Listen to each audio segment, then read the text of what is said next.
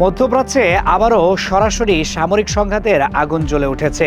Israel ইরানের ভেতরে আগাম হামলা চালানোর পর পরিস্থিতি দ্রুত রূপ নেয় পাল্টাপাল্টি আক্রমণে। হামলার ঘটনাকে কেন্দ্র করে পুরো অঞ্চল জুড়ে চরম উত্তেজনা ছড়িয়ে পড়ে। ইসরায়েলি সূত্রে বলা হয়েছে, নিরাপত্তা ঝুঁকি মোকাবেলায় এই পদক্ষেপ নেওয়া হয়েছে। তবে ইরান একে সরাসরি আগ্রাসন আখ্যা দিয়ে দ্রুত জবাব দিতে শুরু করে। স্থানীয় সময় শনিবার সকালে ইরানের অভ্যন্তরে একাধিক স্থানে আঘাত হানার খবর সামনে আসে। এর কিছুক্ষণের মধ্যেই ইসরায়েল জুড়ে বেজে ওঠে সতর্কতা সাইরেন।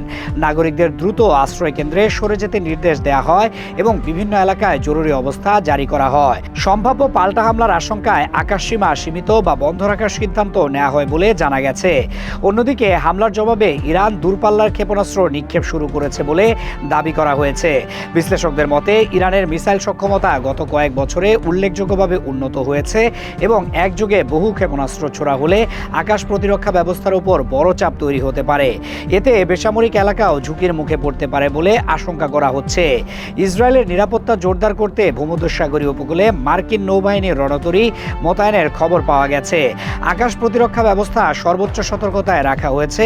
তবে সামরিক বিশ্লেষকরা বলছেন, পরিস্থিতি দ্রুত নিয়ন্ত্রণে না এলে সংঘাত আরও বিস্তৃত হতে পারে এবং এর প্রভাব গোটা অঞ্চলে ছড়িয়ে পড়ার আশঙ্কা রয়েছে। এদিকে ইরানের সর্বোচ্চ নেতা আয়াতুল্লাহ আলী খামেনির নিরাপত্তা নিয়েও আলোচনা চলছে। বিভিন্ন আন্তর্জাতিক সূত্রে দাবি করা হয়েছে, তাকে নিরাপদ স্থানে সরিয়ে নেওয়া হয়েছে। তবে তার শারীরিক অবস্থা নিয়ে নির্ভরযোগ্য ও আনুষ্ঠানিক কোনো নেতিবাচক তথ্য পাওয়া যায়নি।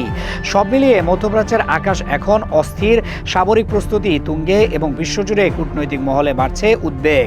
পরবর্তী পদক্ষেপ কী হবে তা নির্ধারণ করবে এই সংঘাত সীমিত থাকবে নাকি বৃহত্তর আঞ্চলিক যুদ্ধে রূপ নেবে।